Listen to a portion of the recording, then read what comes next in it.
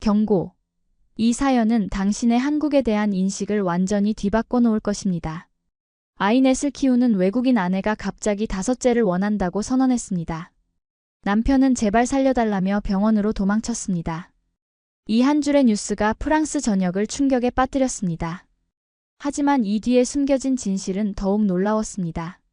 파리 외곽 빈민가 출신의 간호조무사가 한국 의료 시스템과 육아, 인프라를 경험한 후 내린 충격적인 결정, 그리고 그 과정에서 드러난 한국의 놀라운 저력.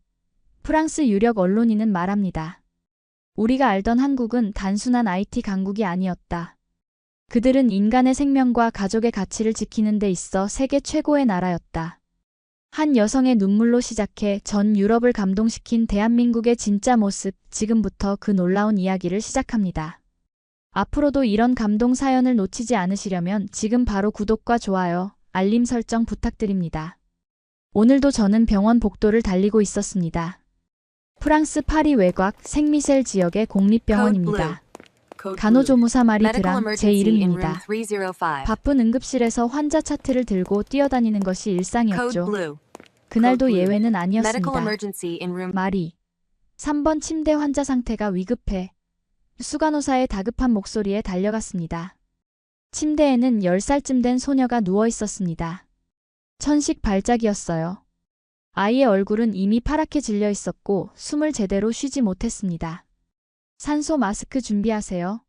닥터 디바를 빨리 불러주세요. 제가 소리쳤지만 응답은 냉담했습니다. 닥터 디발은 오늘 오후 진료가 없어요. 다른 의사들은 다 예약 환자로 꽉 찼고요. 저는 그 순간 무력감을 느꼈습니다. 프랑스의 의료체계는 날이 갈수록 악화되고 있었습니다. 특히 저희처럼 파리 외곽 빈민 지역의 병원은 더욱 심각했죠. 의사 부족, 시설 노후화, 대기 시간의 증가. 모든 것이 최악이었습니다. 소녀의 어머니가 제 손을 꽉 잡았습니다. 제발, 제 딸을 살려주세요. 그녀의 눈에는 공포와 절박함이 가득했습니다. 저도 그 눈빛을 잘 알았습니다. 제가 어릴 때 제 동생 소피를 데리고 이 병원에 왔을 때 제 어머니도 똑같은 눈빛을 했으니까요. 다행히 응급처치로 소녀의 상태는 조금 나아졌습니다. 하지만 제 마음속에는 분노가 일었습니다. 이런 상황이 매주 반복되고 있었으니까요. 더 이상 참을 수 없었습니다. 그날 저녁 병원 라커룸에서 동료 니콜과 이야기를 나누고 있었습니다. 들었어? 국제 간호사 교환 프로그램이 새로 생겼대. 아시아 쪽으로. 니콜이 핸드폰을 보여주며 말했습니다. 아시아? 어디? 저는 호기심에 물었습니다. 한국, 일본, 싱가포르. 여러 곳이 있는데 가장 많은 자리가 한국이래. 서울의 대형 병원들이 외국 간호사들을 초청하는 프로그램이야. 6개월 연수인데 숙소도 제공하고 교통비도 지원한대. 저는 그 순간 무언가에 이끌리듯 니콜의 핸드폰을 자세히 봤습니다. 서울의 현대적인 병원 사진들, 깨끗한 병실, 최첨단 의료 장비들. 마치 다른 세계 같았습니다. 한국? 거기 의료 시스템이 좋아? 제가 물었습니다. 니콜은 웃으며 답했습니다. 몰랐어? 한국은 의료 시스템이 세계 최고 수준이래. OECD 국가 중에서도 환자 만족도가 최상위야. 특히 모자 의료와 출산 케어 시스템은 정말 놀랍대. 그 말을 듣는 순간 제 마음속에 작은 불꽃이 일었습니다. 저는 항상 더 나은 의료 환경에서 일하고 싶었고 무엇보다 아이들을 위한 제대로 된 의료 서비스를 보고 싶었습니다. 어린 시절 동생 소피가 천식으로 고생할 때 제대로 된 치료를 받지 못했던 기억이 아직도 생생했으니까요. 마감이 언제야? 제가 물었습니다. 내일 저녁이래. 관심 있어? 응. 제 대답은 간단했지만 그 순간 제 인생이 완전히 바뀔 것이라는 걸 저는 알지 못했습니다. 그날 밤 저는 집으로 돌아와 어머니께 이 프로그램에 대해 이야기했습니다. 우리 집은 파리 외곽의 작은 아파트였습니다. 20평도 안 되는 공간에 저와 어머니 그리고 동생 소피가 함께 살고 있었습니다. 소피는 지금 20살이지만 어릴 때 천식 합병증으로 인해 건강이 좋지 않았습니다. 한국? 그게 어디야? 어머니는 놀란 표정으로 물었습니다. 아시아에 있어요, 엄마. 일본 옆에요. 제가 설명했습니다. 그렇게 멀리? 넌 프랑스어밖에 못하는데? 어머니의 목소리에는 걱정이 묻어 있었습니다. 영어로 소통할 수 있대요. 게다가 언어 교육도 제공한대요. 6개월이면 기본은 배울 수 있을 거예요. 어머니는 한동안 말없이 저를 바라보더니 깊은 한숨을 내쉬었습니다. 마리, 넌 항상 모험을 좋아했지. 하지만 이건. 그때 소피가 부엌에서 나왔습니다. 그녀는 항상 창백했지만 그날따라 더 안색이 좋지 않았습니다. 언니, 가봐. 여기보다 더 좋은 곳이 분명히 있을 거야. 소피의 말에 저는 마음이 무거워졌습니다. 소피가 어렸을 때 더 나은 의료 시스템이 있었다면 그녀는 지금처럼 병약하지 않았을 텐데. 그 생각을 하니 더욱 가고 싶어졌습니다. 정말 가려고? 어머니가 다시 물었습니다. 네, 엄마. 가보고 싶어요. 어쩌면 좋은 기회일지도 모르잖아요. 그날 밤 저는 컴퓨터 앞에 앉아 지원서를 작성했습니다. 지원 동기를 쓰는 칸에 저는 이렇게 적었습니다. 저는 더 나은 의료 시스템을 배우고 싶습니다. 특히 아이들을 위한 의료 서비스에 관심이 많습니다. 한국의 선진 시스템을 배워 제 조국 프랑스에도 도움이 되고 싶습니다. 지원서를 제출하고 나서 저는 창밖을 바라보았습니다. 파리의 밤하늘에는 별이 거의 보이지 않았습니다. 하지만 제 마음속에는 작은 희망의 별이 빛나기 시작했습니다. 한국이라는 나라가 저에게 어떤 운명을 가져다 줄지 그때는 상상조차 할 수 없었습니다. 한국에 도착한 첫날 저는 완전히 압도되었습니다. 인천국제공항은 제가 상상했던 것보다 훨씬 컸고 모든 것이 효율적으로 돌아가는 것 같았습니다. 입국 절차부터 공항에서 숙소까지의 이동까지 모든 것이 완벽하게 준비되어 있었죠. 마리 씨, 안녕하세요. 저는 김지원이라고 합니다. 국제협력부에서 일하고 있어요. 공항에서 저를 맞이한 여성은 유창한 영어로 자신을 소개했습니다. 만나서 반갑습니다. 저는 어색한 영어로 대답했습니다. 지원 씨는 친절하게 웃으며 말했습니다. 걱정하지 마세요. 언어는 천천히 배우면 돼요. 프로그램의 일환으로 한국어 수업도 준비되어 있어요. 서울로 향하는 공항 철도를 타면서 저는 창밖으로 보이는 한국의 풍경에 넋을 잃었습니다. 높은 아파트 단지들, 현대적인 건물들, 그리고 어디를 가든 보이는 깨끗한 거리. 프랑스의 파리 외곽과는 완전히 다른 세상이었습니다. 저기가 바로 당신이 일하게 될 세브란스 병원입니다. 지원 씨가 차창 밖을 가리켰습니다. 우뚝 선 현대식 건물이 보였습니다. 한국에서 가장 오래되고 유서 깊은 병원 중 하나예요. 하지만 시설은 최첨단이죠. 병원 가까이에 마련된 연수생 기숙사에 도착했을 때 저는 또 한 번 놀랐습니다. 깨끗하고 기능적인 원룸이 저를 위해 준비되어 있었고 기본적인 생필품까지 모두 갖춰져 있었습니다. 내일 오리엔테이션이 있을 거예요. 오전 9시에 병원 국제협력센터로 와주세요. 지원 씨가 말했습니다. 혹시 질문 있으세요? 저는 많은 질문이 있었지만 피로 때문에 제대로 생각이 나지 않았습니다. 지금은 괜찮습니다. 친절하게 안내해 주셔서 감사합니다. 지원 씨가 떠난 후 저는 침대에 털썩 앉았습니다. 이곳은 파리와 완전히 달랐습니다. 모든 것이 새롭고 낯설고 조금은 무서웠습니다. 하지만 동시에 설렘도 느꼈습니다. 이곳에서 저는 무엇을 배우게 될까요? 어떤 사람들을 만나게 될까요? 그리고 제 인생은 어떻게 바뀌게 될까요? 다음 날 아침 저는 일찍 일어나 병원으로 향했습니다. 오리엔테이션은 국제협력센터의 넓은 회의실에서 진행되었습니다. 저 외에도 다양한 국적의 간호사들이 있었습니다. 미국, 캐나다, 호주, 그리고 몇몇 유럽 국가들에서 온 간호사들이었죠. 여러분 환영합니다. 병원 국제협력부장인 박 교수가 영어로 인사했습니다. 여러분들은 모두 각자의 나라에서 우수한 인재들로 선발되었습니다. 이곳에서 6개월 동안 한국의 의료 시스템을 배우고 또한 여러분의 경험도 나눠주시길 바랍니다. 오리엔테이션에서는 한국 의료 시스템의 특징, 병원 내 규정, 그리고 연수 일정 등에 대한 설명이 이어졌습니다. 저는 특히 한국의 국민건강보험 시스템에 대한 설명을 들을 때 깊은 인상을 받았습니다. 전 국민이 의무적으로 가입하는 보험 시스템으로 저렴한 비용으로 고품질 의료 서비스를 받을 수 있다는 것이었습니다. 프랑스도 국민건강보험이 있는데 왜 이렇게 다를까요? 저는 궁금증을 참지 못하고 질문했습니다. 박 교수는 미소를 지으며 대답했습니다. 네, 많은 유럽 국가들도 훌륭한 건강보험 시스템을 가지고 있죠. 하지만 한국의 시스템은 몇 가지 독특한 특징이 있습니다. 첫째, 디지털화가 매우 잘 되어 있어요. 둘째, 민간 의료기관과의 협력이 원활합니다. 그리고 셋째, 특히 모자 의료에 많은 투자를 하고 있죠. 오리엔테이션이 끝난 후 우리는 병원 투어를 했습니다. 최첨단 의료 장비, 효율적인 병원 레이아웃, 그리고 무엇보다 친절한 의료진들. 모든 것이 저에게는 신세계였습니다.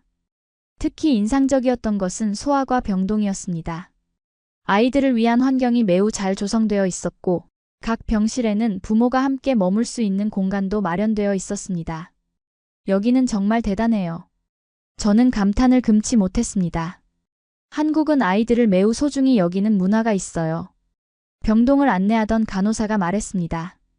특히 아픈 아이들에 대한 관심과 지원은 정말 대단하죠. 그날 저녁, 저는 병원 근처 카페에서 다른 연수생들과 함께 저녁을 먹었습니다. 다들 첫날 경험에 대해 이야기를 나눴습니다. 대부분 저처럼 한국의 의료 시스템에 깊은 인상을 받은 듯 했습니다. 내일부터 각자 배정된 부서에서 일하게 될 거예요. 캐나다에서 온 제니퍼가 말했습니다. 말이 어느 부서로 가게 됐어? 저는 소아응급의학과로요. 제가 대답했습니다. 사실 제가 요청했어요. 아이들을 위한 응급의료에 특별히 관심이 있거든요. 와, 좋겠다. 거기 의사들이 정말 실력이 좋다고 들었어. 호주에서 온 에밀리가 말했습니다. 대화를 나누면서 저는 조금씩 안정을 찾아가는 느낌이었습니다. 낯선 나라에서의 첫날은 언제나 두렵고 혼란스럽지만 이곳 한국에서는 모든 것이 순조롭게 진행되는 것 같았습니다. 그리고 무엇보다 제가 배우고 싶었던 선진 의료 시스템을 직접 경험할 수 있다는 생각에 설레었습니다. 하지만 그때는 몰랐습니다. 이 나라에서 저는 단순히 의료기술만 배우는 것이 아니라 제 인생을 완전히 바꿀 운명의 만남을 하게 될 것이라는 사실을. 다음 날 아침 저는 소아응급의학과로 출근했습니다. 파란색 유니폼을 입고 이름표를 달고 약간의 긴장감을 아는 채로요. 안녕하세요, 마리 씨. 소아응급의학과 수간호사인 김혜진 씨가 저를 반갑게 맞아주었습니다. 오늘부터 우리 팀의 일원이 되신 것을 환영합니다. 감사합니다. 열심히 배우겠습니다. 저는 최대한 공손하게 대답했습니다. 오늘은 우선 우리 부서의 운영 방식과 한국 소아응급의료의 특징에 대해 알려드릴게요. 그리고 오후에는 실제 임상에 참여하시면 됩니다. 혜진 씨의 안내로 저는 소아응급의학과의 시스템에 대해 배웠습니다. 응급실 내부의 소아 전용구역, 전담 의료진, 그리고 24시간 운영되는 핫라인까지. 모든 것이 체계적이고 효율적이었습니다. 여기 와서 가장 놀란 점이 뭔가요? 혜진 씨가 물었습니다. 저는 솔직하게 대답했습니다. 대기 시간이요. 프랑스에서는 응급실에서 몇 시간씩 기다리는 게 일상인데 여기서는 아이들이 거의 즉시 진료를 받더라고요. 혜진 씨는 미소 지었습니다. 네, 우리는 특히 아이들의 경우 골든타임을 매우 중요시해요. 그래서 소아 환자는 최대한 신속하게 처리하도록 시스템이 갖춰져 있죠. 오후가 되자 실제 임상이 시작되었습니다. 저는 혜진 씨와 함께 다양한 케이스를 보았습니다. 고열로 온 아기, 팔을 다친 초등학생, 알레르기 반응을 보이는 청소년까지. 각 케이스마다 신속하고 정확한 대응이 이루어졌습니다. 특히 인상적이었던 것은 디지털 의료 시스템이었습니다. 환자의 모든 정보가 디지털화되어 있어 의사와 간호사는 태블릿 PC로 바로 확인할 수 있었습니다. 이전 진료 기록, 알레르기 정보, 약물 복용 이력까지. 모든 것이 한눈에 들어왔습니다. 이런 시스템이 있으면 얼마나 좋을까? 저는 무심코 프랑스어로 중얼거렸습니다. 뭐라고요? 혜진 씨가 물었습니다. 아, 미안해요. 그냥 이 시스템이 정말 인상적이라고 했어요.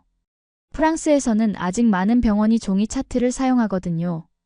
그때 응급실 입구에서 소란이 일어났습니다. 젊은 남성이 아이를 안고 급하게 들어오는 것이 보였습니다.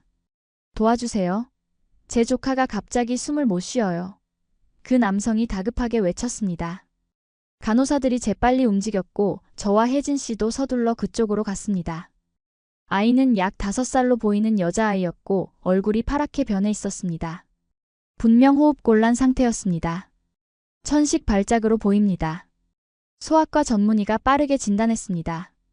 네뷸라이저 준비하세요. 그리고 산소 공급해주세요. 저는 프랑스에서의 경험을 떠올리며 즉시 행동했습니다.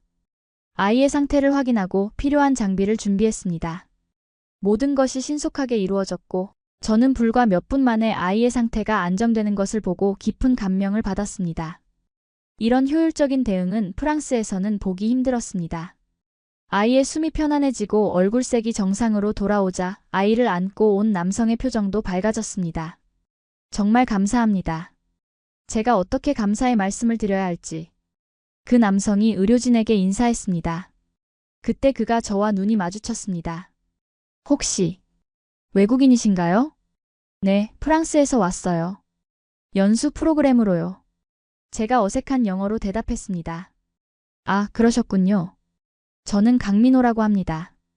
의료기사로 일하고 있어요. 그가 유창한 영어로 자신을 소개했습니다. 저도 인사를 건넸습니다. 말이 드랑이에요. 만나서 반가워요. 이 아이는 제 조카 수연이에요. 누나가 잠시 출장 중이라 제가 돌보고 있었는데 그가 아이의 머리를 쓰다듬으며 말했습니다. 갑자기 이런 일이 생겨서 정말 놀랐어요. 천식인가요? 제가 물었습니다. 네, 경미한 천식이 있어요. 보통은 괜찮은데 오늘은 갑자기 심해졌어요. 제 머릿속에는 동생 소피의 모습이 스쳐 지나갔습니다. 소피도 이런 천식 발작을 자주 겪었고 매번 적절한 치료를 받지 못해 고생했었죠. 이제 괜찮을 거예요. 여기 의료진들은 정말 훌륭하더라고요. 제가 안심시키듯 말했습니다. 민호 씨는 미소를 지었습니다. 네, 맞아요. 한국의 소아의료는 정말 잘 되어 있어요. 특히 이 병원은요. 잠시 후 수연이는 관찰실로 옮겨졌고 민호 씨는 필요한 서류를 작성했습니다. 저는 다른 환자들을 돌보러 갔지만 왠지 모르게 그 남성과의 대화가 계속 마음에 남았습니다. 아마도 그의 조카 수연이가 제 동생 소피와 비슷한 상황이었기 때문일 거예요. 그날 저녁 근무를 마치고 기숙사로 돌아가는 길에 놀랍게도 병원 출구에서 민호 씨와 수연이를 다시 만났습니다. 마리 씨, 퇴근하시나요? 민호 씨가 반갑게 인사했습니다. 네, 오늘 첫날이었어요. 많이 배웠죠. 제가 대답했습니다. 수연이는 이제 완전히 회복된 듯 활기차 보였습니다. 그녀는 제게 수줍게 웃어 보였습니다. 오늘 도와주셔서 정말 감사해요. 민호 씨가 진심 어린 목소리로 말했습니다. 혹시 한국 음식 좋아하세요? 감사의 표시로 저녁 식사라도 대접하고 싶은데요. 저는 잠시 망설였지만 새로운 문화를 경험하고 싶은 마음에 수락했습니다. 네, 좋아요. 한국 음식 정말 궁금했거든요. 민호 씨는 병원 근처의 아늑한 한식당으로 저희를 안내했습니다. 수연이는 이제 완전히 원기를 회복한 듯 활발하게 이것저것 설명해 주었습니다. 이모, 이거는 김치예요.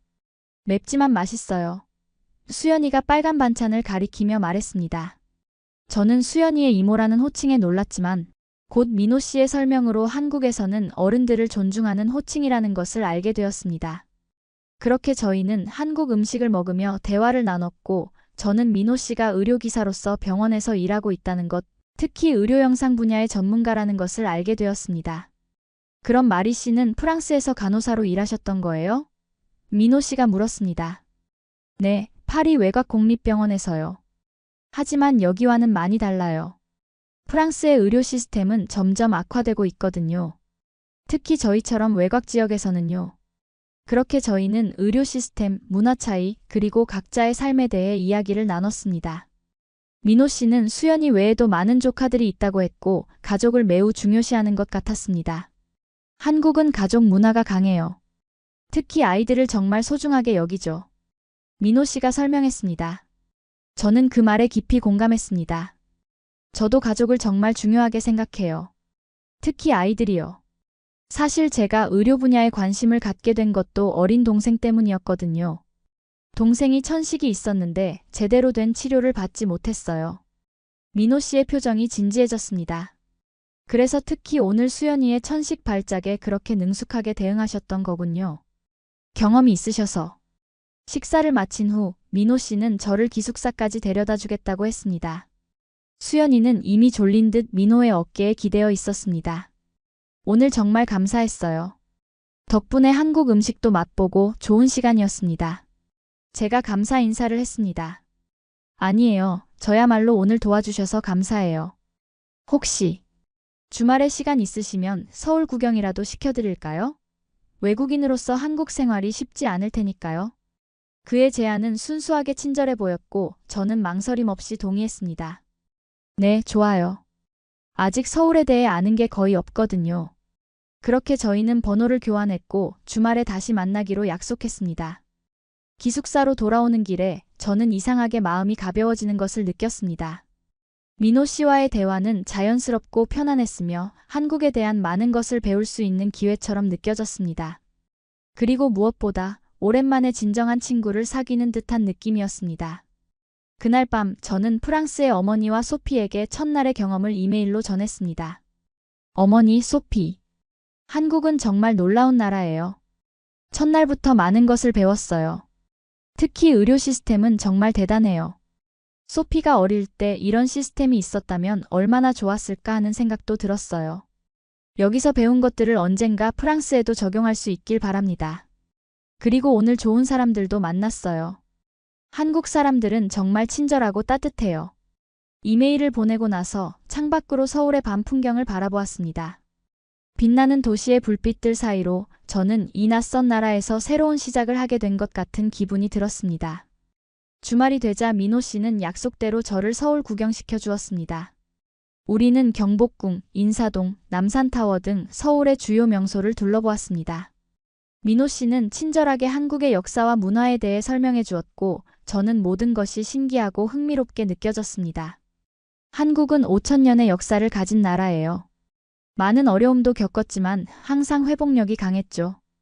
경복궁을 거닐며 민호 씨가 설명했습니다. 정말 놀라워요. 한국이 이렇게 발전한 나라인 줄 몰랐어요. 유럽에서는 아직도 한국에 대해 잘 모르는 사람들이 많아요. 제가 말했습니다. 민호 씨는 웃으며 말했습니다. 그래서 더 많은 외국인들이 한국을 방문하고 경험하는 게 중요하죠. 마리 씨 같은 분들이요. 그날 오후 우리는 한강공원에서 잠시 쉬었습니다. 봄날의 따뜻한 햇살 아래 강변에 앉아 이야기를 나누었습니다. 저는 프랑스에서의 제 살, 의료 시스템의 문제점들, 그리고 동생 소피의 이야기를 더 자세히 들려주었습니다. 소피는 어릴 때부터 천식이 심했어요. 하지만 우리 지역 병원은 항상 의사가 부족했고 대기 시간도 길었죠. 한 번은 소피가 심한 발작을 일으켰는데 응급실에서 4시간이나 기다려야 했어요. 그때 소피의 상태가 너무 악화되어서 결국 합병증이 생겼고 지금까지도 건강이 좋지 않아요. 민호 씨는 진지하게 제 이야기를 들었습니다. 정말 안타까운 일이네요. 하지만 그래서 마리 씨가 더 좋은 의료인이 되려고 노력하는 거겠죠? 맞아요. 다른 아이들은 소피처럼 고통받지 않았으면 해요. 그래서 특히 소아 응급 의료에 관심이 많아요. 민호 씨는 잠시 생각에 잠기더니 말했습니다. 한국에서의 경험이 마리 씨에게 도움이 되었으면 좋겠어요.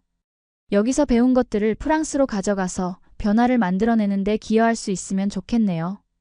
그의 말에 저는 깊은 공감을 느꼈습니다. 네, 정말 그러고 싶어요. 이곳에서 많이 배워서 프랑스에도 도움이 되고 싶어요.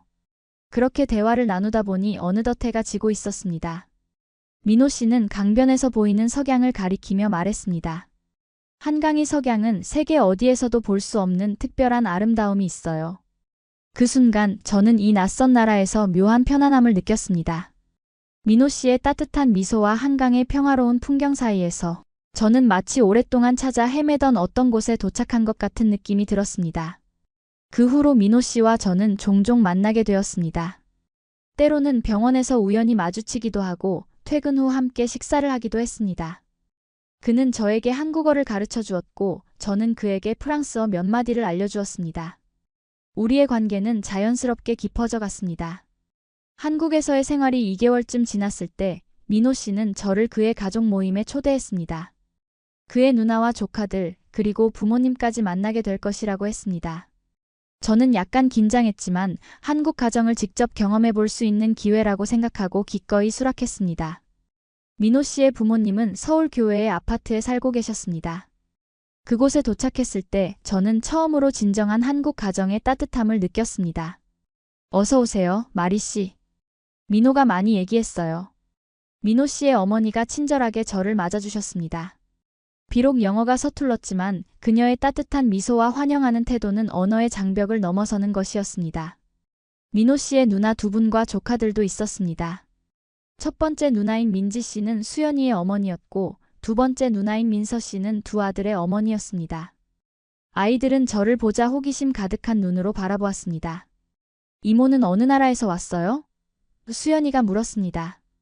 프랑스에서 왔어, 수연아. 제가 간단한 한국어로 대답했습니다. 와, 한국어도 할 줄 알아요. 수연이가 놀라워했고 다른 아이들도 웃으며 동조했습니다. 민호 씨의 가족들은 저를 매우 따뜻하게 대해주었습니다. 풍성한 한국 음식이 차려진 식탁에서 우리는 다양한 이야기를 나눴습니다. 민호 씨의 아버지는 은퇴한 교사셨고 한국 교육 시스템에 대해 열정적으로 설명해 주셨습니다. 한국 교육은 매우 경쟁적이에요. 때로는 너무 심하다고 생각하기도 하죠. 하지만 그만큼 우리 아이들이 세계 어디에서든 경쟁력을 가질 수 있게 되었어요. 민호 씨의 아버지가 말씀하셨습니다.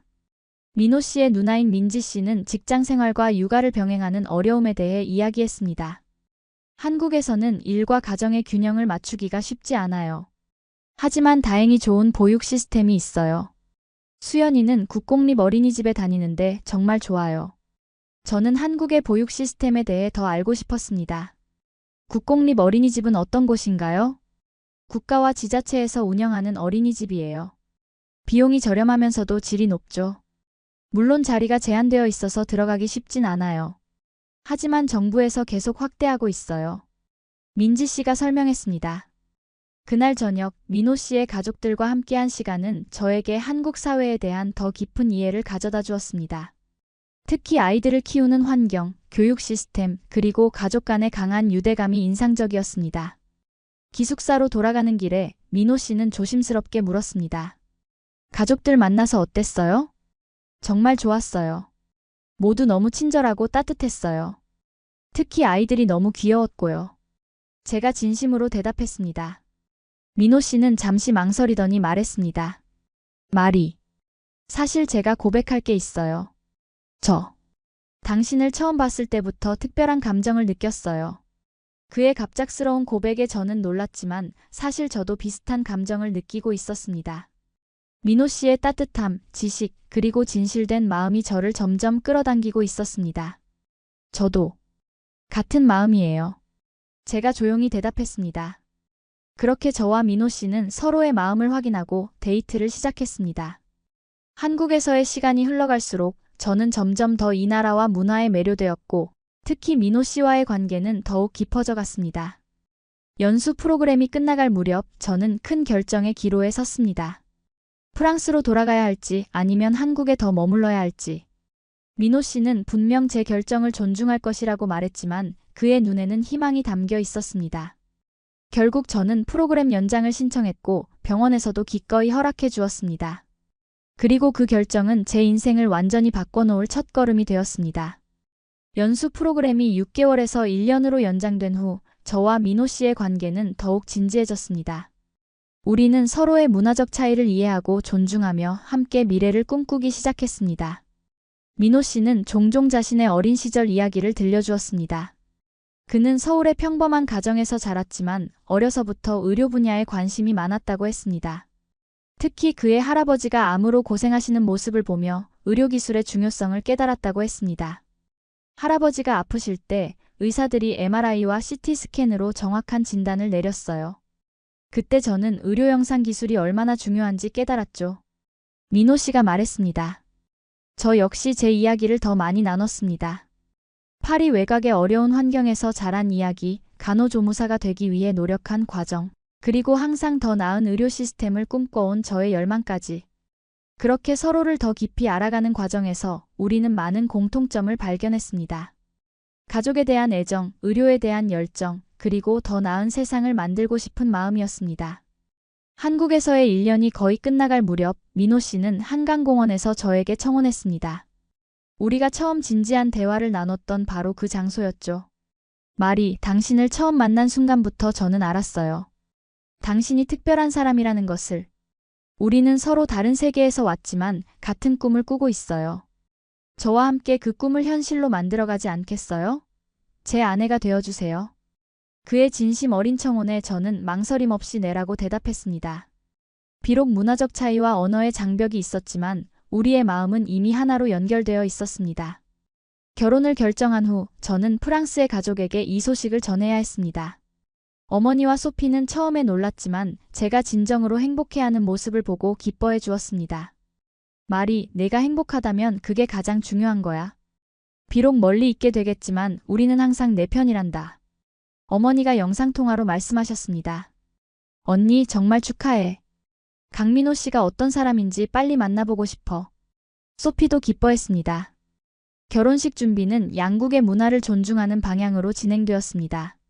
우리는 한국식 전통 혼례와 서양식 결혼식을 혼합한 형태로 계획했고 양가 가족들 모두가 참석할 수 있도록 했습니다. 제 어머니와 소피는 처음으로 한국을 방문하게 되었고 결혼식 2주 전에 서울에 도착했습니다. 그들은 한국의 모든 것에 놀랐습니다. 발전된 도시 인프라, 효율적인 대중교통, 그리고 무엇보다 의료 시스템에 깊은 인상을 받았습니다. 특히 소피는 제가 일하는 병원을 방문했을 때 눈을 크게 뜨고 모든 것을 관찰했습니다. 마리, 여기는 정말 다른 세계 같아. 이런 곳에서 일할 수 있어서 너는 정말 행운이야. 어머니도 민호 씨의 가족을 만나고 깊은 인상을 받은 것 같았습니다. 비록 언어는 통하지 않았지만 서로를 존중하고 환영하는 마음만은 충분히 전달되었습니다. 결혼식 날 저는 한국 전통 혼례복인 한복을 입었습니다. 화려한 색상의 치마 저고리는 제 금발과 파란 눈과 대조되어 더욱 특별해 보였습니다. 민호 씨도 전통 한복을 입고 제 옆에 섰습니다. 한국식 전통 의식 후 우리는 서양식 결혼식도 진행했습니다. 저는 흰색 웨딩드레스로 갈아입고 아버지 대신 어머니의 팔을 잡고 입장했습니다. 그 순간 저는 두 문화의 아름다운 조화를 느꼈습니다. 결혼식 후 우리는 신혼집으로 서울 근교의 아파트를 마련했습니다. 민호 씨는 계속해서 병원에서 의료기사로 일했고 저는 한국 의료 시스템에서 정식으로 일할 수 있는 자격을 갖추기 위해 추가적인 교육과 시험을 준비했습니다. 결혼 생활은 생각했던 것보다 더 행복했습니다. 물론 문화적 차이에서 오는 작은 갈등들은 있었지만 우리는 대화와 이해를 통해 하나씩 해결해 나갔습니다. 민호 씨는 제가 한국 사회에 적응하는 데 큰 도움이 되었고 저는 그에게 새로운 관점과 다양성을 가져다 주었습니다.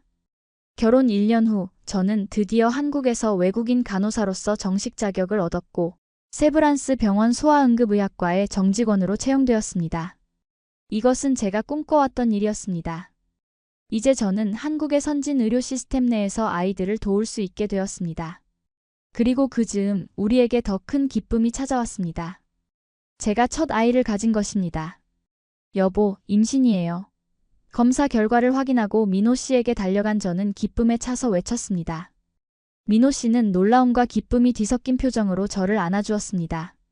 말이 정말이야? 우리가 부모가 되는 거야? 그 순간 저는 새로운 두려움을 느꼈습니다. 프랑스가 아닌 한국에서 아이를 낳고 키운다는 것, 그것은 제가 전혀 경험해보지 못한 새로운 도전이었습니다. 하지만 이내 그 두려움은 안도감으로 바뀌었습니다.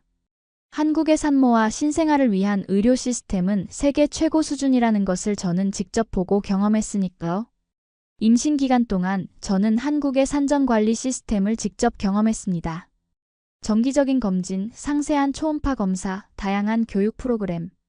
모든 것이 체계적이고 세심했습니다. 특히 인상적이었던 것은 맘카페라고 불리는 온라인 커뮤니티였습니다. 이곳에서 많은 예비 엄마들이 정보를 공유하고 서로 지지해주는 모습을 보며 저는 혼자가 아니라는 안도감을 느꼈습니다. 출산이 가까워오자 우리는 산부인과를 선택하고 출산 계획을 세웠습니다. 한국에서는 대부분의 여성들이 병원에서 출산하며 산후조리원이라는 특별한 시설에서 회복 기간을 보낸다는 것을 알게 되었습니다. 산후조리원이 뭐예요? 처음 들었을 때 저는 민호 씨에게 물었습니다. 출산 후 엄마와 아기가 함께 머물면서 전문적인 케어를 받는 곳이에요. 보통 2주에서 4주 정도 머물러요. 엄마는 회복에 집중하고 아기는 전문가의 돌봄을 받죠. 프랑스에는 없는 개념이었기에 처음에는 의아했지만 더 알아볼수록 이것이 얼마나 유용한 시스템인지 이해하게 되었습니다. 2017년 봄, 우리의 첫째 아들 테오가 태어났습니다. 태호는 한국 이름 태호와 프랑스 이름 루이를 함께 가지게 되었습니다. 자연분만으로 건강하게 태어난 태호는 3.5kg의 튼튼한 아기였습니다. 출산 후 저는 민호 씨가 추천한 산후조리원에서 2주를 보냈습니다. 그곳에서의 경험은 제 인생에서 가장 특별한 시간 중 하나였습니다. 전문 간호사들의 세심한 케어, 영양가 있는 식사, 신생아 돌봄 교육. 모든 것이 새내기 엄마인 저에게 큰 도움이 되었습니다. 프랑스였다면 출산 다음 날 바로 집으로 돌아갔을 거예요. 저는 산후조리원의 간호사에게 말했습니다. 여기서처럼 충분한 휴식과 지원을 받지 못했을 거예요. 한국에서는 산모의 회복을 매우 중요시해요. 몸과 마음이 건강해야 아기도 잘 돌볼 수 있으니까요. 간호사가 미소 지으며 답했습니다. 산후조리원에서의 시간은 저에게 자신감을 주었고 집으로 돌아왔을 때 저는 조금 더 준비된 엄마가 되어 있었습니다. 민호 씨도 적극적으로 육아에 참여했고 그의 가족들도 큰 도움을 주었습니다. 특히 민호 씨의 어머니는 전통적인 산후 음식을 만들어 오시며 저의 회복을 도와주셨습니다. 태호가 100일이 되었을 때 우리는 한국 전통에 따라 100일 잔치를 열었습니다. 양가 가족들과 친구들이 모여 아이의 건강한 성장을 축하했습니다. 저는 이런 한국의 전통이 아이와 가족에게 특별한 의미를 준다고 느꼈습니다. 태호가 태어난 지 1년이 조금 넘었을 때 저는 다시 임신했습니다. 이번에는 계획된 임신이었고 첫 경험을 통해 한국에서의 출산과 육아에 대한 두려움은 많이 사라진 상태였습니다. 이번에는 여자아이였으면 좋겠어요. 제가 민호 씨에게 말했습니다. 민호 씨는 웃으며 대답했습니다. 남자든 여자든 건강하게만 태어나면 좋겠어. 2019년 여름 우리의 둘째 아이 소라가 태어났습니다. 예상대로 여자아이였고 한국 이름 소라와 프랑스 이름 에밀리를 갖게 되었습니다. 소라는 태호보다 조금 작았지만 똑같이 건강한 아이였습니다. 두 아이를 키우는 것은 쉽지 않았지만 한국의 육아 지원 시스템은 저에게 큰 도움이 되었습니다. 국공립 어린이집, 예방접종 지원, 아동수당 등 다양한 정부 지원 프로그램이 있었고 이것은 프랑스에서도 찾아보기 어려운 수준의 지원이었습니다. 프랑스였다면 이렇게 많은 지원을 받지 못했을 거예요. 저는 종종 민호 씨에게 말했습니다. 특히 의료비와 보육 지원이 여기처럼 잘 되어 있지 않아요. 두 아이를 키우면서도 저는 병원에서 파트타임으로 일을 계속했습니다. 한국에서는 워킹맘을 위한 다양한 지원 제도가 있었고 특히 병원은 유연한 근무 시간과 육아휴직 제도를 잘 갖추고 있었습니다. 소라가 1살이 되었을 무렵 우리는 또 다시 기쁜 소식을 맞이했습니다. 세 번째 임신이었습니다. 이번에는 조금 예상 밖이었지만 우리는 곧 기쁨으로 받아들였습니다. 새 아이의 부모가 되는 거네요. 초음파 검사 후 제가 말했습니다. 민호 씨는 약간 놀란 표정이었지만 이내 따뜻한 미소를 지었습니다. 우리 가족이 더 커지는 거야. 더 많은 사랑, 더 많은 행복. 2020년 초 우리의 셋째 아이 준호가 태어났습니다. 태호와 소라는 이제 오빠와 누나가 되었고 우리 집은 새 아이의 웃음소리로 가득 찼습니다. 새 아이를 키우는 것은 상상했던 것보다 훨씬 더 도전적이었습니다.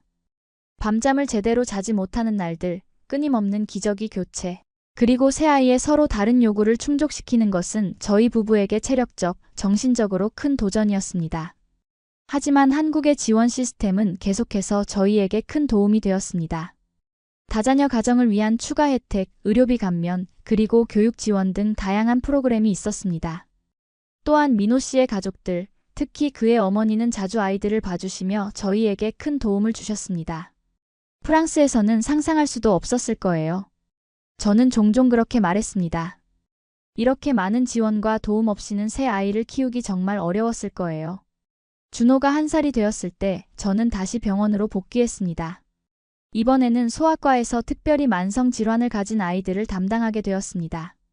그 중에는 천식을 앓고 있는 아이들도 많았고 저는 동생 소피의 경험을 떠올리며 더욱 열심히 일했습니다. 그리고 2021년 우리에게 또 다른 놀라운 소식이 찾아왔습니다. 저는 네 번째 아이를 가졌던 것입니다. 여보, 믿을 수 있어요? 우리가 내 아이의 부모가 되는 거예요. 임신 테스트기를 들고 민호 씨에게 보여줬습니다. 민호 씨는 이번에는 정말 놀란 표정이었습니다. 내 아이. 와, 정말 대가족이 되겠네. 사실 네 번째 임신은 계획에 없었지만 우리는 곧 이 새로운 생명을 환영하기로 했습니다. 비록 양육의 부담은 커질 테지만 더 많은 사랑과 행복도 함께 올 것이라고 믿었습니다. 2022년 봄, 우리의 넷째 아이 미나가 태어났습니다. 두 번째 딸이었고 한국 이름 미나와 프랑스 이름 소피를 주었습니다. 소피는 제 동생의 이름이기도 했고 이것은 제 동생에 대한 특별한 헌사였습니다. 내 아이의 엄마가 된 후 저의 일상은 완전히 달라졌습니다. 아침부터 밤까지 끊임없는 돌봄과 집안일, 그리고 파트타임 일까지. 매일이 마라톤 같았습니다. 하지만 놀랍게도 저는 이 바쁜 일상 속에서도 깊은 충족감을 느꼈습니다. 아이들이 건강하게 자라는 모습, 그들의 웃음소리, 그리고 무엇보다 그들이 받는 최고의 의료와 교육 환경이 저에게 큰 기쁨을 주었습니다. 프랑스였다면 이렇게 내 아이를 키우는 것은 상상도 할 수 없었을 거예요. 저는 종종 민호 씨에게 말했습니다. 의료비 부담, 보육 문제. 모든 것이 여기보다 훨씬 더 어려웠을 거예요. 민호 씨는 그럴 때마다 자랑스러운 표정으로 대답했습니다. 한국의 시스템이 좋기도 하지만 마리, 당신이 정말 대단한 엄마라는 걸 잊지 마세요. 미나가 1살이 되어갈 무렵 저는 점점 더 다섯째 아이에 대한 생각을 하게 되었습니다. 처음에는 그저 흘러가는 생각이었지만 시간이 지날수록 그 생각은 점점 더 강해졌습니다. 어느 날 저녁 아이들이 모두 잠든 후 저는 용기를 내어 민호 씨에게 이야기했습니다. 여보, 제가 좀 이상한 생각을 하고 있어요. 제가 조심스럽게 입을 열었습니다. 무슨 생각? 민호 씨가 물었습니다. 다섯째 아이에 대해 생각하고 있어요. 민호 씨의 표정이 순간적으로 굳었습니다. 다섯째라고? 말이, 우리 이미 내 아이가 있잖아. 알아요. 하지만 제게는 특별한 의미가 있어요. 제가 조금 더 용기를 내어 말했습니다. 어떤 의미? 민호 씨는 여전히 의아한 표정이었습니다. 저는 깊게 숨을 들이쉬고 제 마음속 깊은 곳에 있던 이야기를 꺼냈습니다. 소피를 기억하죠? 제 동생. 그녀는 어렸을 때 천식으로 많이 힘들었어요.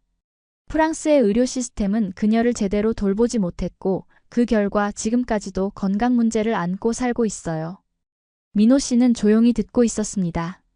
저는 항상 만약 소피가 더 나은 의료 환경에서 자랐다면 어땠을까 하고 생각했어요. 그리고 지금 우리 아이들이 한국의 최고 의료 시스템 안에서 건강하게 자라는 모습을 보면서 저는 더 많은 아이들에게 이런 기회를 주고 싶다는 생각이 들어요.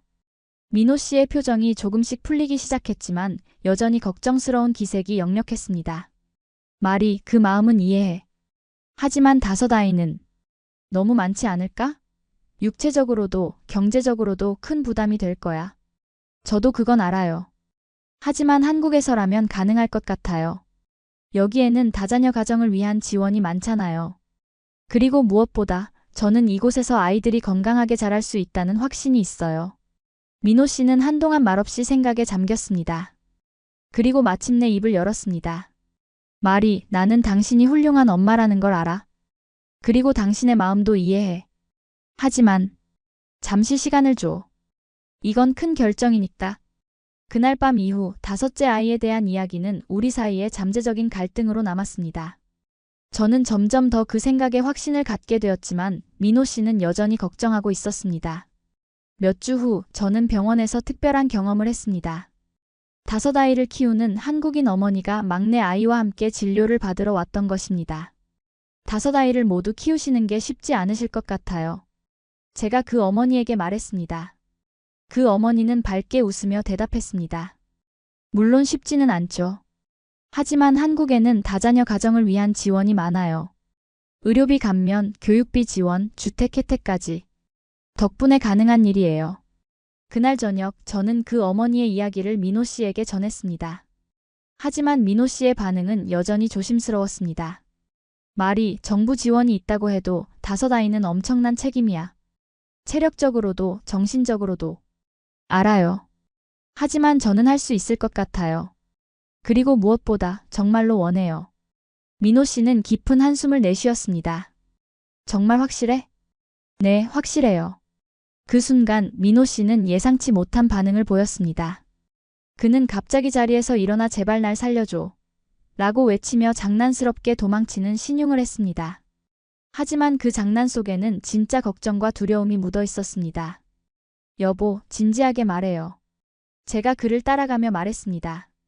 민호 씨는 멈춰서서 저를 바라보았습니다. 그의 눈에는 복잡한 감정이 담겨 있었습니다. 말이 솔직히 말할게. 나는 지금도 충분히 행복해. 내 아이와 당신, 이 가정. 이미 완벽해. 왜 더 원하는 거야? 완벽하다는 건 알아요. 하지만 제 마음속에는 뭔가 더 있는 것 같아요. 다섯째에 대한 갈망. 그건 단순히 아이를 더 갖고 싶다는 욕심이 아니에요. 그건 말을 끝맺지 못하고 저는 갑자기 눈물이 나왔습니다. 그것은 제가 오랫동안 안고 있던 감정, 소피에 대한 미안함, 그리고 한국에서 경험한 놀라운 의료와 육아 환경에 대한 감사함이 복합적으로 표출된 것이었습니다. 민호 씨는 제 눈물을 보고 마음이 약해진 것 같았습니다. 그는 다가와 저를 안아주었습니다. 울지 마, 마리. 내가 진지하게 생각해 볼게. 약속할게.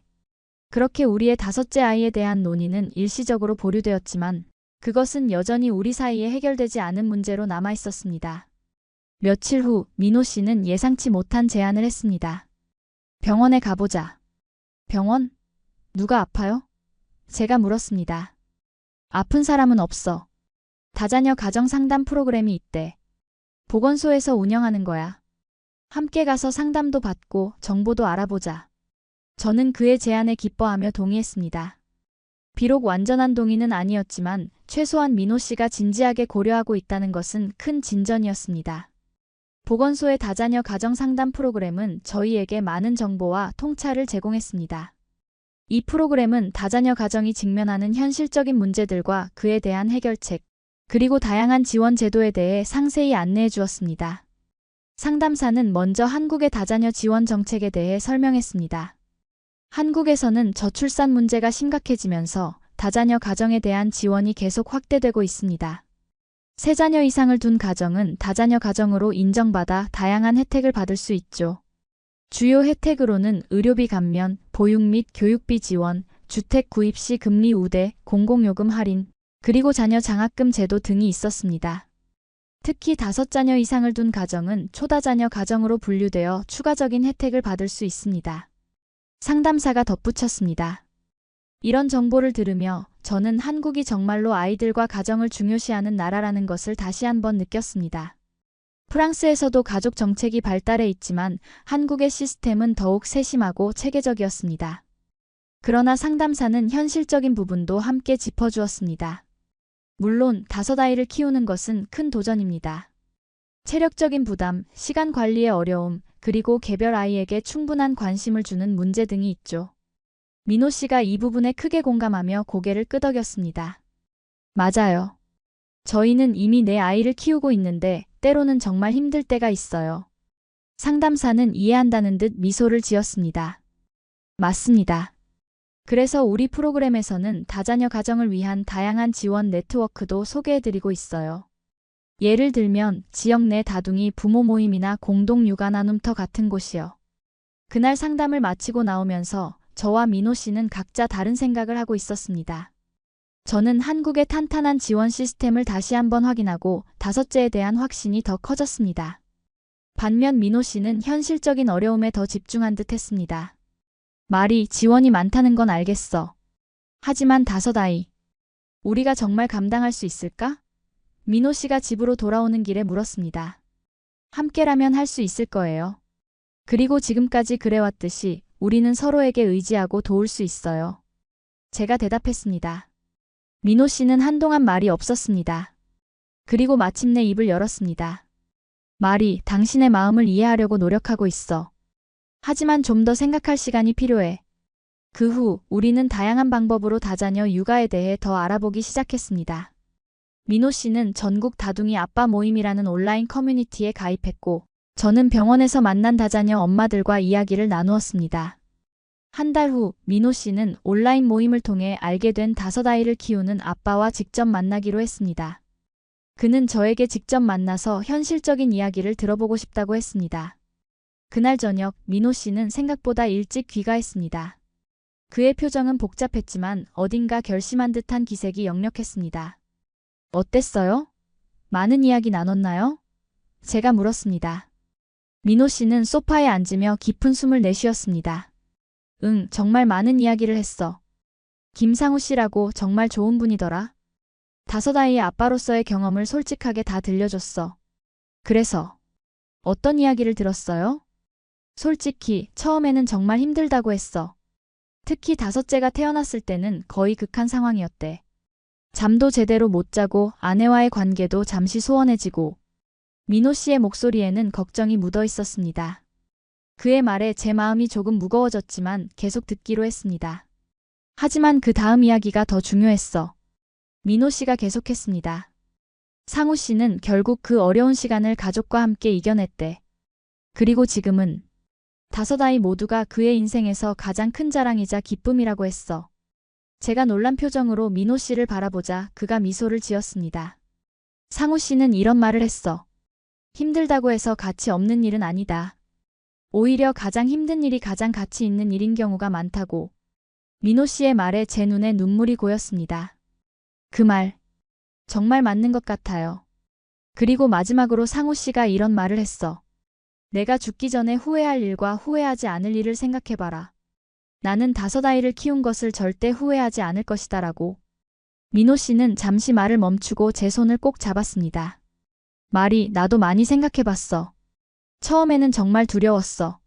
지금도 여전히 두렵지만 당신이 5째 아이에 대한 갈망이 단순한 욕심이 아니라는 걸 이제 이해해. 저는 말없이 민호 씨를 바라보았습니다. 당신이 소피를 생각하며 느끼는 그 마음, 그리고 한국에서 아이들이 받을 수 있는 좋은 환경에 대한 당신의 확신. 그 모든 것을 이해해. 그리고 민호 씨는 잠시 숨을 고르더니 말을 이었습니다. 우리 함께 5째 아이를 맞이하자. 그 말을 듣는 순간 저는 참았던 눈물을 터뜨리며 민호 씨를 꼭 안았습니다. 그것은 단순한 기쁨의 눈물이 아니었습니다.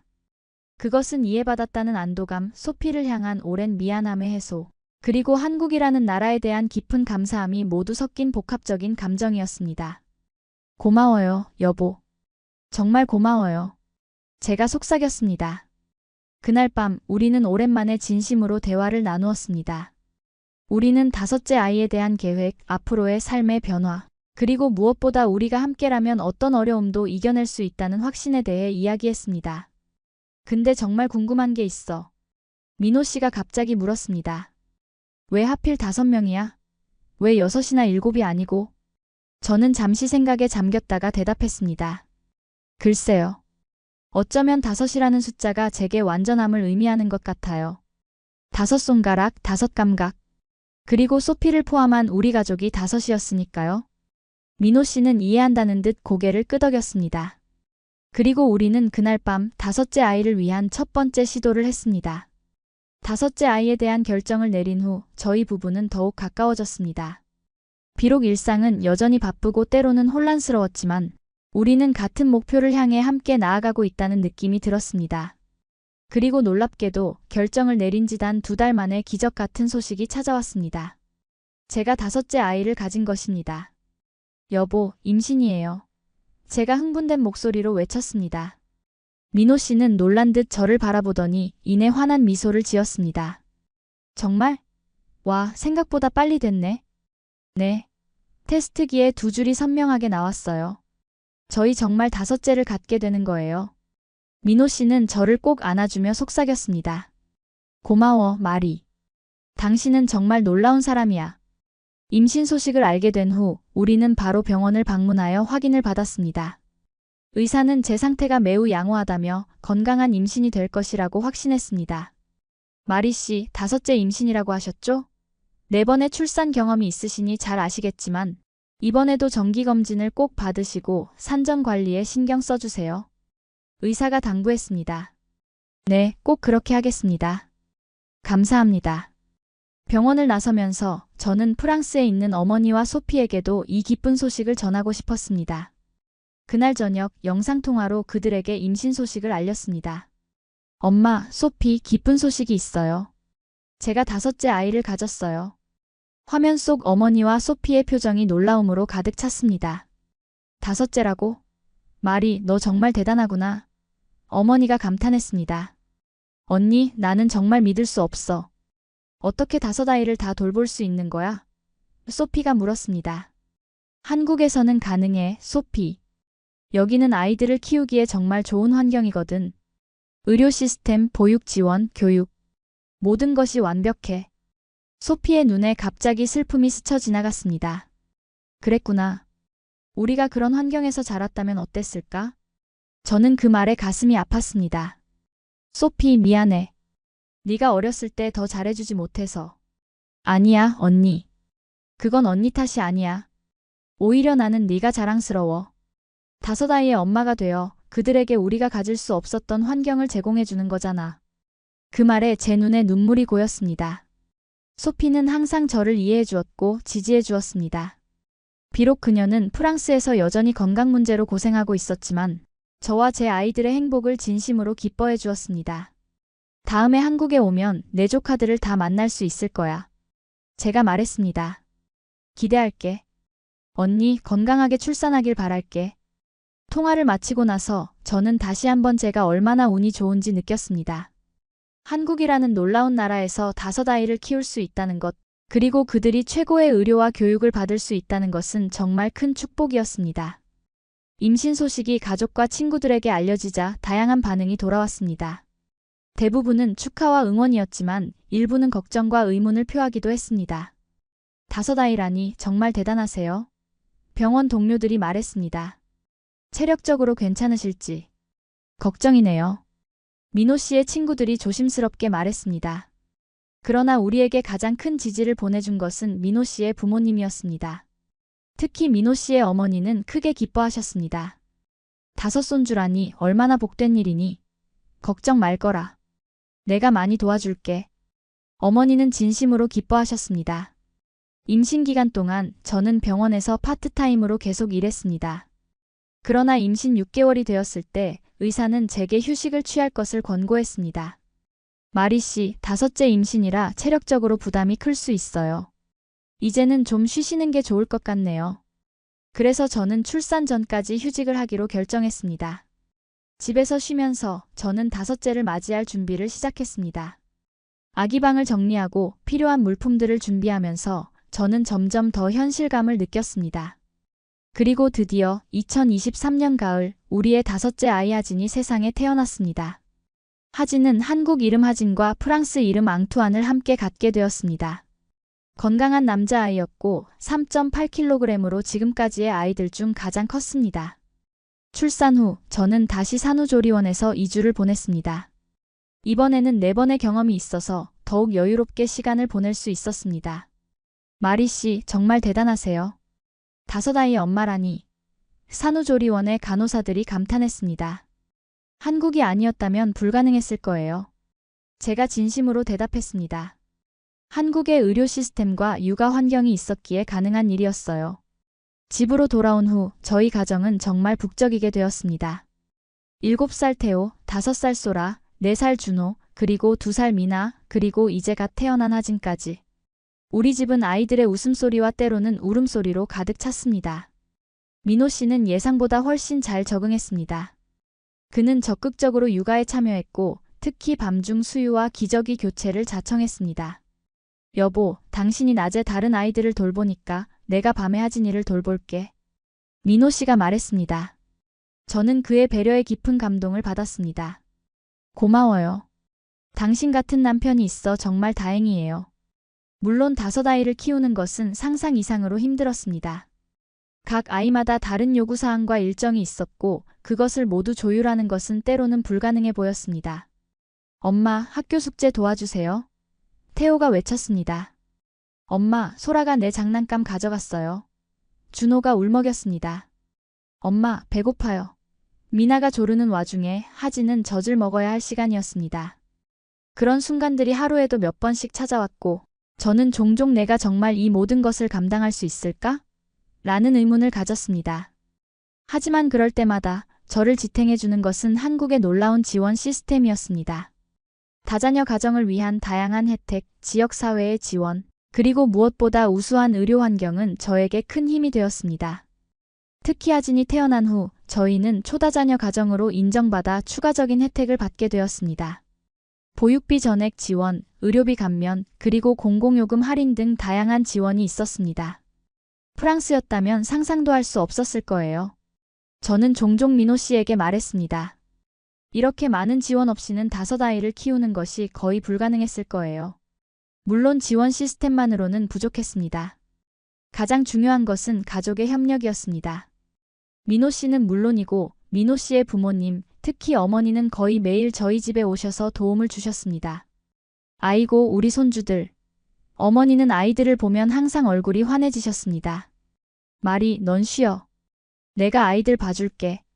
그렇게 모든 가족의 도움과 사회적 지원 속에서 우리의 5아이는 건강하게 자라기 시작했습니다. 그리고 저는 점점 더 제가 내린 결정이 옳았다는 확신을 갖게 되었습니다. 하진이 태어난 지 6개월이 지났을 무렵 저는 놀라운 제안을 받았습니다. 프랑스 공영방송에서 한국의 의료 및 육아 시스템에 대한 다큐멘터리를 제작 중이었고, 저처럼 한국에서 다자녀를 키우는 외국인의 경험을 담고 싶다는 것이었습니다. 마리 씨, 당신의 이야기는 정말 특별합니다. 프랑스인으로서 한국의 시스템을 경험하고 5아이를 키우는 모습, 이것은 많은 사람들에게 영감을 줄 수 있을 것입니다. 프로듀서가 전화로 말했습니다. 저는 잠시 고민했지만 이것이 한국의 우수한 시스템을 세계에 알릴 좋은 기회라고 생각하고 수락했습니다. 네, 기꺼이 참여하겠습니다. 제가 경험한 한국의 모습을 많은 사람들과 나누고 싶어요. 촬영은 2주 동안 진행되었습니다. 그들은 저희 가족의 일상, 병원 방문, 아이들의 학교와 어린이집 생활, 그리고 한국의 다양한 육아 지원 시설들을 담았습니다. 특히 인상적이었던 것은 인터뷰 중에 제가 프랑스와 한국의 의료 및 육아 시스템을 직접 비교할 수 있었다는 점이었습니다. 프랑스도 훌륭한 의료 시스템을 가지고 있지만 한국의 시스템은 효율성과 접근성 면에서 정말 놀랍습니다. 제가 카메라 앞에서 말했습니다. 특히 소아 의료와 예방적 건강관리 측면에서는 한국이 월등히 앞서 있다고 생각해요. 그리고 가장 감동적인 순간은 제가 소피의 이야기를 나눌 때였습니다. 어떻게 그녀가 프랑스의 의료 시스템 속에서 충분한 케어를 받지 못했는지, 그리고 그것이 제가 한국에서 5아이를 갖기로 결정한 이유 중 하나였다는 것을 솔직하게 이야기했습니다. 제 동생 소피는 어릴 때부터 천식으로 고생했어요. 하지만 파리 외곽의 병원은 항상 의사가 부족했고 대기 시간이 길었죠. 그래서 적절한 치료를 받지 못했고 결국 건강이 크게 악화되었어요. 하지만 한국에서는 제 아이들이 어떤 건강 문제가 있더라도 즉시 최고의 치료를 받을 수 있다는 확신이 있어요. 이것이 제가 5아이를 갖기로 한 가장 큰 이유 중 하나예요. 다큐멘터리는 2023년 말 프랑스 공영방송을 통해 방영되었고 예상을 뛰어넘는 큰 반응을 얻었습니다. 많은 프랑스인들이 한국의 선진 의료 및 육아 시스템에 놀라워했고 일부는 이를 프랑스에도 도입해야 한다고 주장했습니다. 더 놀라운 것은 이 다큐멘터리가 유럽 전역에서 방영되기 시작했다는 것이었습니다. 영국, 독일, 이탈리아 등 여러 국가에서도 관심을 보였고 저는 갑자기 한국의 선진 의료 및 육아 시스템을 경험한 외국인으로 주목받게 되었습니다. 한 유럽 언론은 이런 헤드라인을 실었습니다. 프랑스 여성이 말하는 한국의 기적. 이곳에서라면 5아이도 키울 수 있어요. 여러 인터뷰 요청이 쏟아졌고 저는 가능한 한 많은 사람들에게 한국의 우수한 시스템을 알리고 싶었습니다. 그래서 온라인 인터뷰와 기고문 작성 등을 통해 제 경험을 나누었습니다. 한국은 단순히 기술 강국이 아닙니다. 그들은 인간의 삶, 특히 아이들의 건강과 행복을 가장 중요시하는 나라입니다. 제가 한 인터뷰에서 말했습니다. 제 5아이 모두가 최고의 의료와 교육을 받으며 자라고 있다는 것은 정말 큰 축복입니다. 이런 관심은 한국 내에서도 화제가 되었습니다. 한국 언론들도 저희 가족의 이야기를 다루기 시작했고 다문화 다자녀 가정의 성공적인 정착 사례로 소개되었습니다. 특히 한국의 저출산 문제가 심각한 상황에서 외국인이 한국 시스템의 우수성을 알리고 다자녀를 키우는 모습은 많은 사람들에게 새로운 시각을 제공했습니다. 한국 정부에서도 관심을 보였고 저희 가족은 다문화 가정 우수 사례로 선정되어 표창을 받기도 했습니다. 그 자리에서 저는 짧은 연설을 했습니다. 저는 프랑스에서 왔지만 이제 한국은 제 진정한 고향입니다. 이 나라가 제게 준 것은 단순한 의료 서비스나 육아 지원이 아닙니다. 그것은 제 아이들이 건강하고 행복하게 자랄 수 있다는 확신, 그리고 더 나은 미래에 대한 희망입니다. 저는 이 모든 자. 것에 깊이 감사드립니다. 그 연설은 많은 사람들의 마음을 울렸고 한국 사회에서 저희 가족은 더욱 따뜻한 관심과 지지를 받게 되었습니다. 이런 경험들을 통해 저는 단순히 개인적인 결정을 넘어 더 큰 의미를 발견하게 되었습니다. 자. 제가 한국에서 5아이를 키우기로 한 결정은 단지 저와 제 가족만의 이야기가 아니라 한국의 우수한 시스템을 자. 세계에 알리고 다른 나라들에게도 영감을 줄 수 있는 이야기였습니다. 세계적인 관심이 조금씩 사그라들 무렵 저는 자. 다시 일상으로 돌아왔습니다. 5아이의 엄마로서, 워킹맘으로서, 그리고 한국에서 살아가는 외국인으로서의 일상이었습니다. 하진이 1살이 되자 저는 다시 병원으로 복귀했습니다. 이번에는 주 3일 근무하는 조건으로 자. 일과 가정의 균형을 맞추기 위한 선택이었습니다. 마리 씨, 정말 대단해요. 5아이의 엄마로 일하는 것이 자. 쉽지 않을 텐데. 동료들이 종종 감탄했습니다. 한국의 지원 시스템과 가족의 도움이 있어서 가능한 일이에요. 자. 저는 항상 그렇게 대답했습니다. 실제로 저희 가정은 다양한 지원 덕분에 안정적으로 운영되고 있었습니다. 자. 태호와 소라는 초등학교에 다니기 시작했고 준호는 국공립 어린이집에, 미나와 하진은 가정보육사의 도움을 자. 받았습니다. 특히 민호 씨의 어머니는 거의 매일 오셔서 도움을 주셨습니다. 하지만 가장 큰 도전은 두 문화 자. 사이에서 아이들을 키우는 것이었습니다. 저는 아이들이 한국 문화와 프랑스 문화 모두를 이해하고 받아들이길 원했습니다. 자. 우리 아이들은 양쪽 문화의 장점을 모두 배울 수 있어요. 저는 민호 씨에게 자주 말했습니다. 한국의 공동체 의식과 교육열, 그리고 프랑스의 예술적 감각과 비판적 사고를 함께 갖게 될 거예요. 우리는 가정에서 자. 한국어와 프랑스어를 모두 사용했고 명절에는 양국의 전통을 모두 지켰습니다. 설날에는 한복을 입고 세배를 자. 드리고 크리스마스에는 프랑스식 디너를 즐겼습니다. 아이들은 이런 다문화 환경에 자연스럽게 적응했습니다. 자. 특히 큰아이 태호는 이중 언어에 능숙했고 학교에서도 두 문화에 대해 자랑스럽게 이야기했습니다. 엄마, 오늘 자. 선생님이 프랑스에 대해 발표해보라고 하셨어요. 제가 반에서 제일 잘했대요. 태호가 어느 날 학교에서 돌아와 자랑스럽게 말했습니다. 소라는 프랑스 요리에 관심을 보였고 주말마다 저와 함께 크루아상이나 마카롱을 만들기를 좋아했습니다. 엄마, 이거 친구들한테도 나눠주고 싶어요. 프랑스 음식이 정말 맛있다고 알려주고 싶어요. 준호는 음악적 재능이 있었고 한국의 전통악기인 장구와 프랑스의 피아노를 모두 배우기 시작했습니다. 비록 어렸지만 그는 두 문화의 음악적 특징을 느끼며 자라고 있었습니다. 어린 미나와 하진도 양쪽 문화의 영향을 받으며 건강하게 자라고 있었습니다. 미나는 한국 전래 동화와 프랑스 동화를 모두 좋아했고 아직 말을 잘하지 못하는 하진도 두 언어의 단어를 조금씩 배우고 있었습니다. 그러나 다문화 가정으로서의 도전도 분명히 있었습니다. 때로는 문화적 차이로 인한 혼란이나 정체성 고민이 아이들에게 나타나기도 했습니다. 엄마, 나는 한국인이에요? 아니면 프랑스인이에요? 어느 날 소라가 진지하게 물었습니다. 너는 둘 다야, 소라. 그것은 약점이 아니라 강점이란다. 자. 두 나라의 좋은 점을 모두 가진 특별한 아이지. 제가 대답했습니다. 이런 대화를 통해 저는 아이들이 자신의 다문화적 배경을 긍정적으로 받아들이도록 도왔습니다. 그리고 다행히도 한국 사회는 점점 더 다문화 가정에 개방적이고 수용적으로 변해가고 있었습니다. 학교에서도 다문화 교육이 활발히 이루어졌고 태호와 소라의 학교에서는 세계 문화의 날을 정해 각국의 문화를 소개하는 행사를 열었습니다. 저는 그 행사에 참여해 프랑스 문화를 소개하기도 했습니다. 프랑스는 예술과 문화의 나라입니다. 루브르 박물관, 에펠탑, 그리고 다양한 치즈와 와인이 유명하죠. 하지만 오늘 제가 말씀드리고 싶은 것은 한국과 프랑스의 공통점입니다. 두 나라 모두 가족과 교육을 중요시하고 오랜 역사와 전통을 가지고 있습니다. 아이들은 엄마가 학교에서 발표하는 모습을 보며 자랑스러워했고 다른 학생들도 저의 이야기에 큰 관심을 보였습니다. 이런 경험들을 통해 저는 5아이의 엄마로서뿐만 아니라 두 문화를 연결하는 가교 역할도 하고 있다는 것을 깨달았습니다. 그리고 2024년 봄 또 다른 특별한 기회가 찾아왔습니다. 한국의 한 출판사에서 저의 이야기를 책으로 출간하고 싶다는 제안을 받은 것입니다. 마리 씨의 이야기는 많은 사람들에게 영감을 줄 수 있을 것 같습니다. 특히 한국과 프랑스의 의료 및 육아 시스템을 직접 경험한 분으로서 두 나라의 비교와 통찰을 담은 책이 될 것입니다. 출판사 편집장이 설명했습니다. 저는 고민 끝에 이 제안을 수락했고 여가 시간을 이용해 조금씩 원고를 작성하기 시작했습니다. 책에는 제가 프랑스에서 겪었던 어려움, 한국에 오게 된 계기, 민호 씨와의 만남, 5아이를 키우는 경험, 그리고 두 나라의 시스템 비교 등을 담았습니다.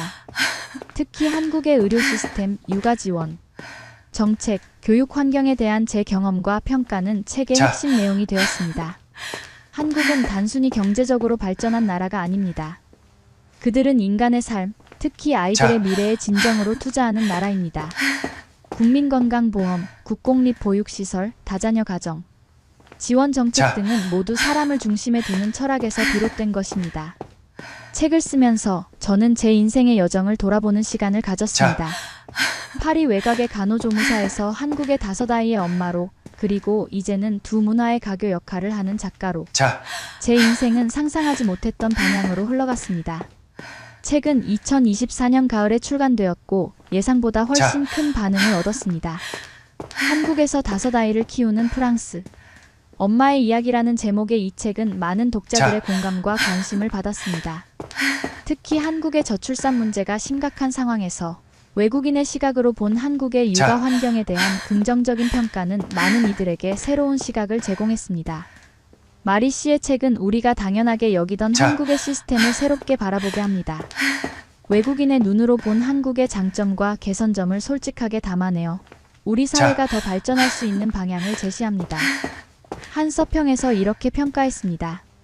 책의 성공 이후 저는 여러 강연 요청을 받게 되었고 다양한 포럼과 컨퍼런스에서 제 경험을 나누게 되었습니다.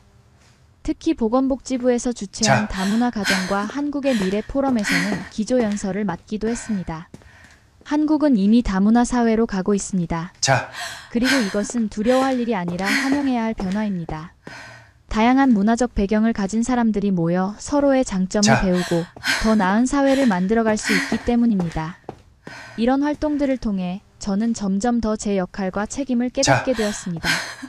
저는 단순히 5아이의 엄마가 아니라 두 문화 사이의 이해와 소통을 돕는 가교로서의 역할도 하고 있었습니다. 그리고 그 모든 것의 중심에는 항상 제 5아이가 있었습니다. 그들은 제가 내린 결정, 제가 겪은 어려움, 그리고 제가 얻은 모든 기쁨의 원천이었습니다. 2024년 말 한국 시민권을 취득하게 되었을 때 저는 정말로 이 나라가 제 집이 되었다고 느꼈습니다. 비록 프랑스에서 태어났지만 한국은 제 아이들이 자라는 땅이자 제가 진정한 행복을 찾은 곳이었습니다. 시민권 수여식에서 저는 이런 소감을 나눴습니다. 한국은 제게 새로운 삶의 기회를 주었습니다. 여기서 저는 사랑하는 남편을 만났고 5아이의 엄마가 되었으며 제 동생 소피가 겪었던 것과 같은 의료 시스템의 한계를 극복할 수 있었습니다. 이제 한국 시민으로서 저는 이 나라가 제게 준 것만큼 많은 것을 돌려주고 싶습니다. 그리고 2025년 현재 저희 가족은 여전히 행복하게 서울에서 살고 있습니다. 태호는 이제 9살, 소라 7살, 준호 6살, 미나 4살, 그리고 하진 2살. 5아이들은 각자의 개성과 재능을 발견해가며 건강하게 자라고 있습니다. 민호 씨와 저는 때로는 지치고 힘들지만 항상 서로를 지지하며 이 여정을 함께하고 있습니다. 그리고 무엇보다 우리는 이 모든 것이 한국이라는 나라가 있었기에 가능했다는 것을 깊이 감사하고 있습니다. 여보, 생각해보면 정말 믿을 수 없는 여정이었어요. 어느 저녁 아이들이 모두 잠든 후 제가 민호 씨에게 말했습니다. 프랑스에서의 제 삶과 지금의 삶은 너무나 달라요. 민호 씨는 따뜻한 미소로 대답했습니다. 맞아, 마리. 우리 모두에게 놀라운 여정이었어. 그리고 앞으로도 더 많은 이야기가 기다리고 있을 거야. 저는 창밖으로 서울의 밤 풍경을 바라보았습니다. 반짝이는 불빛들 사이로 저는 프랑스에서의 제 과거, 한국에서의 현재, 그리고 5아이들과 함께할 미래를 생각했습니다. 그리고 마음속으로 다짐했습니다. 이 모든 것을 가능하게 해준 한국에 언젠가는 꼭 보답하리라. 내 아이들이 이 나라의 발전에 기여하는 훌륭한 시민으로 자라도록 키우는 것으로. 그것이 제가 5아이의 엄마로서, 한국 시민으로서, 그리고 두 문화 사이의 가교로서 할 수 있는 최선의 보답이라고 믿었습니다. 오늘도 저는 5아이의 엄마로, 워킹맘으로, 그리고 두 문화를 연결하는 자. 다리로서의 삶을 살아가고 있습니다. 그리고 이 모든 것이 가능했던 이유는 제가 한국이라는 놀라운 나라를 만났기 때문입니다. 자.